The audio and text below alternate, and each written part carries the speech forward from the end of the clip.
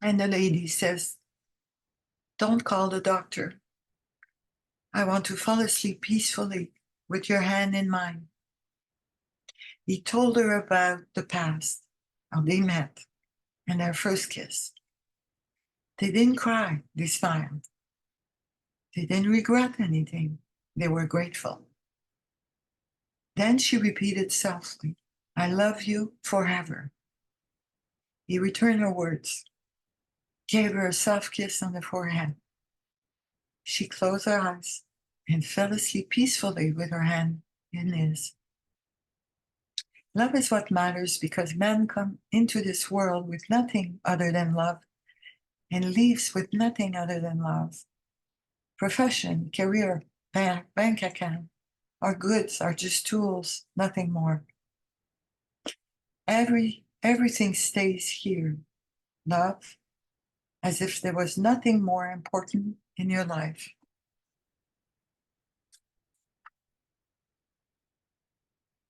That's what metta is all about. When we practice loving kindness meditation, the art is to connect with the body, to really come down, welcome the body, and connect with your heart, a bit like we did in the first meditation. I feel the emotion of what I read. Connect with your heart, the soft part of us, and we repeat internally some friendly wishes. And it's usually around safety, health, peace, ease of being. It is not an affirmation. There's a difference, and we'll look into it. It is a wish. It is like a blessing. And it often goes this way. May you be safe.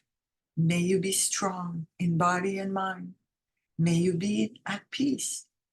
May you hold this with loving kindness. And those are often directed to ourselves. Overall, you may have read that the loving kindness wishes looks like this. May all beings be happy. May they live in safety and joy. All living beings, whether weak or strong, tall, stout, average or short, seen or unseen, near or distant, born or to be born, may they all be happy. I think it covers all the ground. And you can connect, even at this moment, how it feels when we kind of align ourselves with this part. Kind of check, as I talk about it, check with your own body.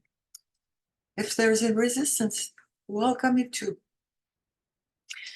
So the difference between positive affirmation and technique, we're not trying to have a specific income or create an experience with loving kindness. An affirmation is, I am healthy, I am at peace. So we're trying to induce a certain state in ourselves. While loving kindness is like as wings. It's kind of free.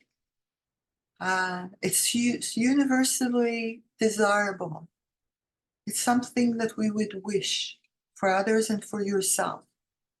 And we can kind of open our attention, no matter what the outcome.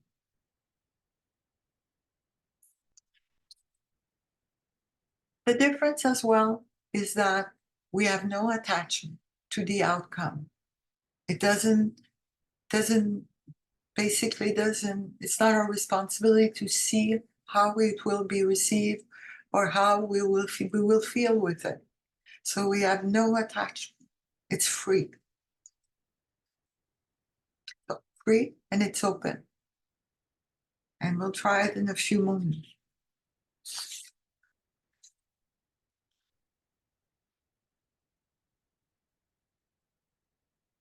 The beauty of loving kindness,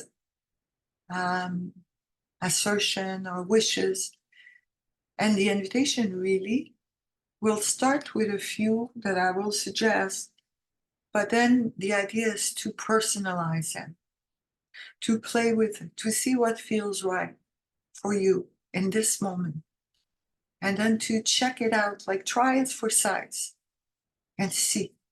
So it's open. You are really welcome and invited to experiment with it. And depending on the situation that we're in. Of course, sometimes we have hindrances, or we may have blockages to loving kindness, and we'll look into that. It is not necessarily easy when we try to evoke those feelings, because we do have a lot of mud and experience, and we're stressed, and we're not always available. For a lot of people also, to evoke a love inside of us and to go to that place of heart, maybe may feel unsafe, because we all have been hurt and we've built protection. And for some people, there's an association of, if I connect with this part of myself, I'm going to be weak. I got to be taken advantage. And that might show up when you practice this meditation. It can also feel artificial or mechanical. At times when you repeat, may you be happy, may you be happy. At times your mind may go somewhere else and you're not feeling it. So that's one of the things that is normal. It can feel numb and dry when we practice. If that's the case and you notice, you bring the desert, you bring the dryness into it. You hold this with this loving awareness. You don't try to impose it. You kind of, okay, recognize that. And then you repeat the sentences. The beauty of this meditation is that it works on you. It's very sneaky, because you may have a sense that it's not working. And then you realize after a while that it creates a new pathway inside of you. And when the judgment comes, and we'll talk about it, when you practice, may I be happy, may I be happy, may I be in peace, and may you be at peace, may you be held with loving kindness. And then judgment may come.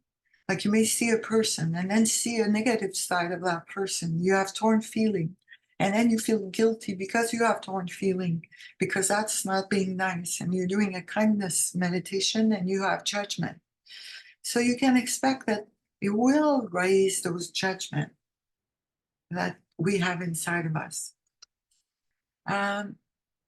Also, it may bring grief to the surface. Grief because when we say something like, may you be happy, or may I be happy, it may brings up the unhappiness that you may experience in your life. It may bring to the surface the sadness or the self-hatred or the pain that we hold inside of us. And it's part of the healing process, okay, to allow those feelings to come up, the shame or even the fear. And so if the fear comes up, let's say, as an example, we can say, what does fear needs right now to feel safe? And then you turn it into an inquiry. And you can switch to compassion.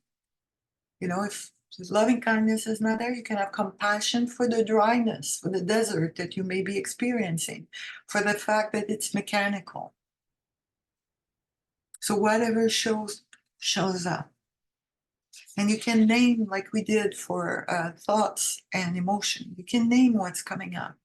Oh, weariness, judgment is coming up, or dryness is coming up. Okay. The other barriers is we may have an expectation that love shows up with a fuzzy feeling, expansive feeling. Well, not necessarily. We may not feel it, we may do it, but not necessarily feel, like totally open in this moment. A bit like somebody who shared, if you have a child or a baby, and the baby wakes you up 3, 4, 5, 6 times a night, and you're crying, and then you wake up and you go and take care of the baby. Well, at that moment, you may not have the fuzzy feeling of love. Okay, you may love your child, but the fuzzy feeling, they're not there. So it's the same. Don't mix it up. Uh, Basically, it's the nature of the heart. It's like a season. I would say there's a small heart containing a bigger heart. Some people call it the spiritual heart, source, whatever. So the small heart seems to open and close depending on what we are experiencing. And it's skillful at times to close our heart in certain situations. It has season. So it's not all the time. So we become mindful of that and welcome that. The most important medicine is this ancient commitment to never abandon yourself, to discover wholeness and the whole mess, to be a loving mother to your insides, to hold the broken bits in open awareness, to illuminate the space, the spare place with the light of love.